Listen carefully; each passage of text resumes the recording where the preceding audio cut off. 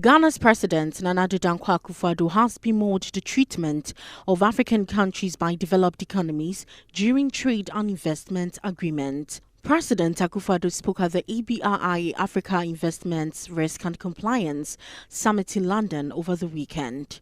He said the rules of engagement in trade and investment that exist among the developed economies change whenever Africa becomes the focus of the trade agreement. We have all agreed that for Africa to be able to transform herself and become the epitome of economic empowerment and self-reliance, she needs to have the wherewithal to be able to protect and optimize the resources at her disposal.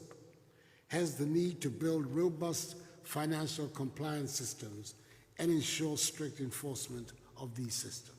President Akufo-Addo said the reason for this is that financial crimes have over the past 30 years become a major concern for government around the globe, as it represents a significant threat to development and stability of the economies of countries around the world. I'm happy that a theme of this nature, which is a regular feature of deliberations for investors in Europe, America, and Asia, should have Africa as its focus. I'm saying so because Africa, which since ancient times has been defined by outsiders in the oft-cited statement, Sempera liquid novi Africa Matferi, is the continent that always provides something new, something strange to surprise or excite the rest of the world, or the place for adventure, or the place to be exploited. It is the place where the normal rules that guide behavior elsewhere can be and are suspended. Once it is the continent of Africa, things must necessarily be somewhat different. From as far back as we can think, it would seem that the world has always seen and dealt with Africa in a manner that is different from how other parts of the world are regarded and treated. The rules that have been drawn up to guide the rest of the world in trading, investment, ethics, environment, governance, and which are accepted as part of normal convention, are thrown out or changed when the area of operation moves from Oxford to Cape Coast.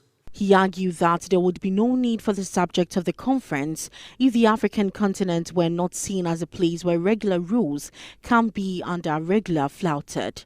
President Akufo-Addo said the major challenge is because there's no little trade between African countries and intra-investment among African nations.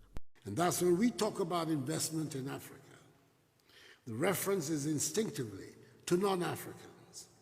And until about a decade ago, when China made the significant entry into Africa, investment in our continent was limited to Western companies and countries. It is not surprising, therefore, that the Western countries carried into the investment arena the same attitude they had towards African countries as their former colonies.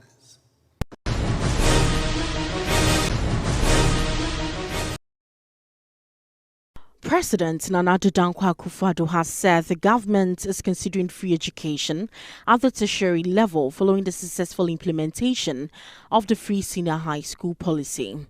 He said the free senior high school policy had resulted in some 400,000 more children getting access to SHS education in the country, with the government addressing the infrastructure challenges that came with the policy. President Akufo-Addo gave the hint at the Global Education Summit, co-hosted by the British Prime Minister Boris Johnson and the Kenyan President Uhuru Kenyatta in London. The President also mentioned the students' loan scheme as one area which had seen major improvement. Recently, if you wanted to get a student loan in Ghana, you had to find a guarantor, somebody who would come and say, We've removed the guarantor requirement. If you have the Ghana national card, you can now go on the basis of that and get the loan, which is also going to mean a significant expansion of education at the tertiary level.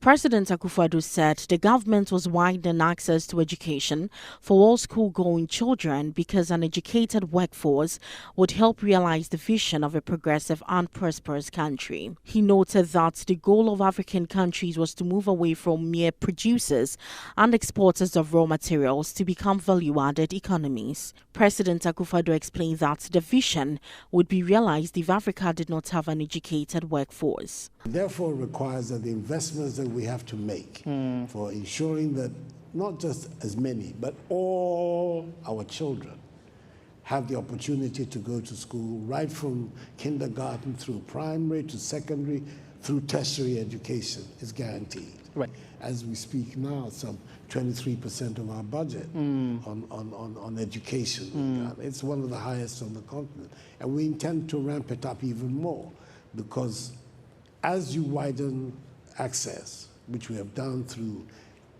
primary, through secondary, the free senior high school project, which has brought nearly 500,000 more students to the secondary system than was before. Right. Clearly also you have problems of infrastructure. Right.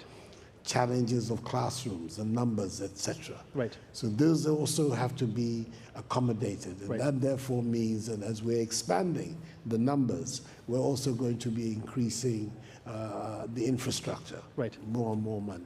At the end of the summit, international governments and corporations pledged to donate $4 billion to the Global Partnership for Education, which provides fair access to public education in 90 countries and territories that account for 80% of children out of school. The summit emphasized the importance of equitable access to education amid warnings that COVID-19 had exacerbated already under-resourced public education programs in less economically. Experts alerted the organization to the fact that it was unlikely for those forced out of schools due to the pandemic to return.